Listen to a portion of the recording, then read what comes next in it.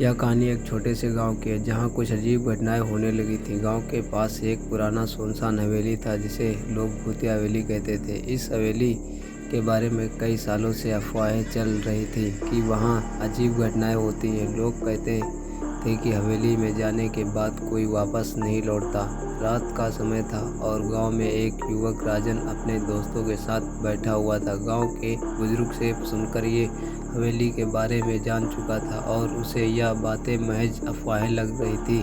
राजन ने हंसते हुए कहा, यह सब झूठ है, भूत भूत कुछ नहीं होते। मैं कल उस हवेली में जाऊंगा और सबको साबित कर दूंगा कि ये सब मनगढ़ंत कहानियां हैं। राजन के दोस्त उसे रोकने की कोशिश करते रहे लेकिन वह नहीं माना। अगले दिन वह अकेले ही हवेली की ओर चल पड़ा। हवेली गांव से कुछ किलोमीटर दूर घने जंगल के बीच में स्थित थी। हवेली के चारों ओर गहरी खामोशी थी, मानो वहां कई सालों से कोई इंसान नहीं आया हो।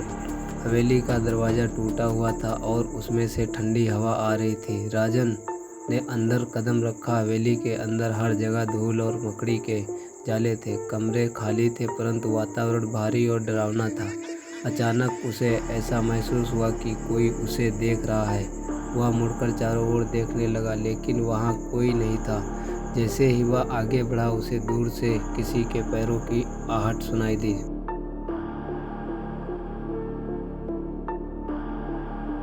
उसने सोचा कि शायद यह उसकी कल्पना है। वह खुद को साहसी दिखाने की कोशिश कर रहा था लेकिन भीतर से उसका दिल जोर जोर से धड़क रहा था। फिर अचानक एक दरवाज़ा अपने आप खुल गया। राजन ने उस दरवाजे के भीतर झांका। वहाँ घना अंधेरा था लेकिन उसकी जिज्ञासा से उसे अंदर जाने को मजबूर कर दिया। जैसे ही वह कमरे में पहुंचा, दरवाज़ा जोर से बंद हो गया। राजन ने दरवाज़ा खोलने की कोशिश की पर वह नहीं खुला। तभी कमरे में ठंडी हवा का झोंका आया और उसे ऐसा लगा जैसे कोई उसके पास खड़ा है। उसकी सांसें तेज हो गई और वह जोर से चिल्लाया, कौन है? जवाब में एक धीमी सी हंसी सुनाई दी। हवा में एक स्पष्ट आवाज़ गूंज रही थी, तुमने यहाँ आने की गलती कर दी। अब तुम यहाँ से वापस नहीं जा सकते। राजन का चेहरा सफ़ेद पड़ गया। उसे समझ में आ गया था कि वह किसी मुसीबत में फंस चुका है। वह भागने की कोशिश करने लगा लेकिन उसके पैर जैसे जकड़ गए थे। हवा में एक परछाई दिखाई दी जो धीरे धीरे राजन के करीब आ रही थी।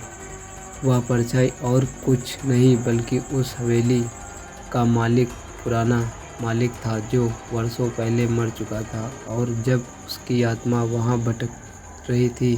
राजन की चीखें हवेली के बाहर तक सुनाई दे रही थी लेकिन कोई भी उसकी मदद करने नहीं आया। अगले दिन जब गांव के लोग राजन को ढूंढने गए तो हवेली के अंदर उसका कोई नामो निशान नहीं था।